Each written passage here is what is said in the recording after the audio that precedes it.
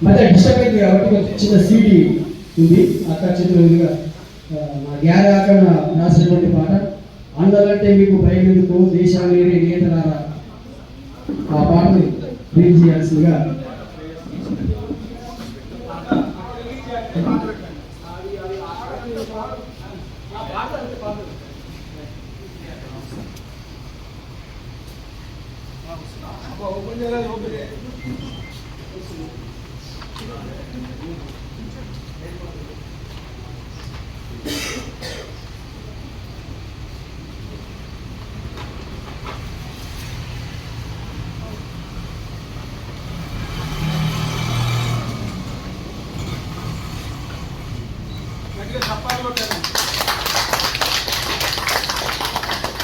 అక్కడ ఇక్కడ అక్కడ ఏ పేరు ఏం పేరు ఉంటాయి ఈయన పేరు నాకు తెలియదు ఆయన పేరు ఈయన పేరు ఏం పేరు ఉన్నాయి అలాగే అన్నలు ఓకే సపోర్ట్ కొట్టాలి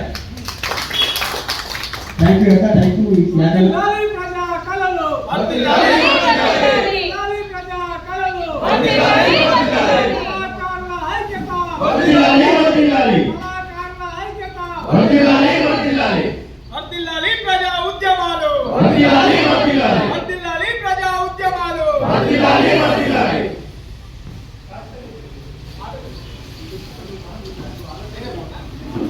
పాట పాడిన తర్వాత సరే కార్యక్రమాన్ని ప్రారంభం చేస్తాం. అంటే గత రెండు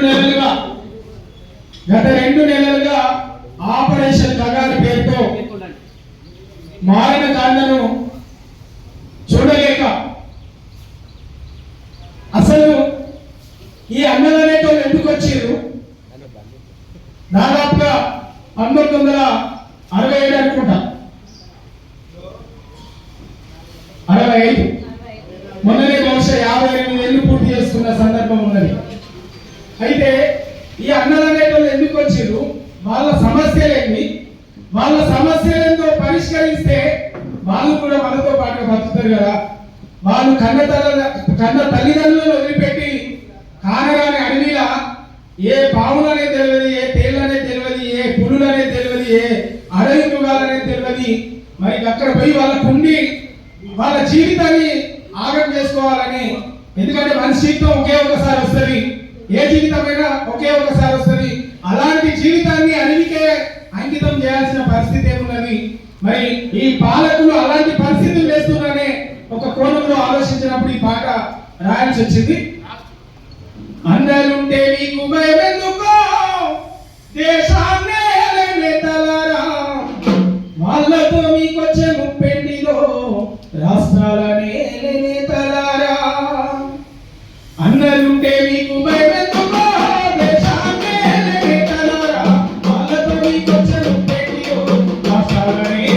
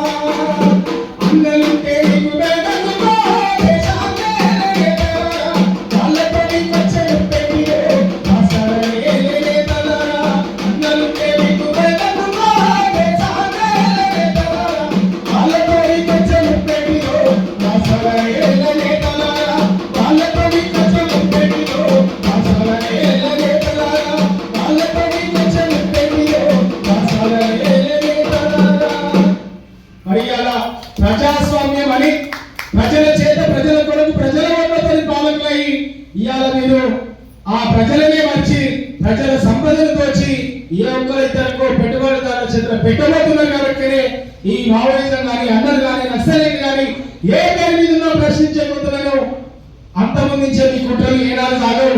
ఏనాడున్నా ప్రశ్నించే కొట్టు అన్యాయం ఉన్నంతసేపు ప్రశ్నించే కొట్టుంటేనే ఉంటుందని తెలియజేసుకుంటూ మరి ఆదివాసుల హననం ఆపాలే శాంతి చర్చలు జరిపి వాళ్ళని కూడా ఒక మానవతా దృక్పథంతో ఒక మానవత్వం ఉన్న ఒక మనుషులుగా పాలించే పాలకులు ఇవాళ వాళ్ళని కూడా ఒక మనుషులుగా చూసి వాళ్ళ ఇప్పుడు అన్నలను కాదు చంపేది, మావోయిస్టులను కాదు చంపేది, అమాయకులను కాదు చంపేది, వాళ్ళ సమస్యలు ఎన్నో పరిష్కరిస్తే వాళ్ళు కూడా అడవులలో ఉండడానికి వాళ్ళకి ఏమన్నా అదా.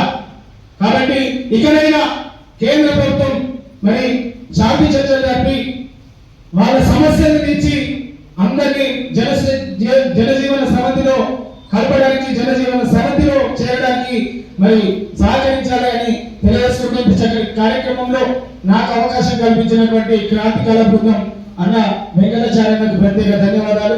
ఇచ్చేసిన మా అక్కకు వెన్నెల గద్దరక్క గారికి, శంకరన్న గారికి, వేదిక మీద ఉన్న సిఎల్ అన్నకి, మోహన్ బైనా గారికి, ప్రతి ఒక్కరికి కూడా పేరు పైన కార్యక్రమానికి ఇచ్చేసిన అందరికీ కూడా పేరు పైన ధన్యవాదాలు, ఉద్యమాభివందనాలు. Thank you Yadav. ఈ అమూల్యమైన పాట ఈ ఉద్యమానికి ఊతమవుతుంది మేము కోరుతా ఉన్నాం.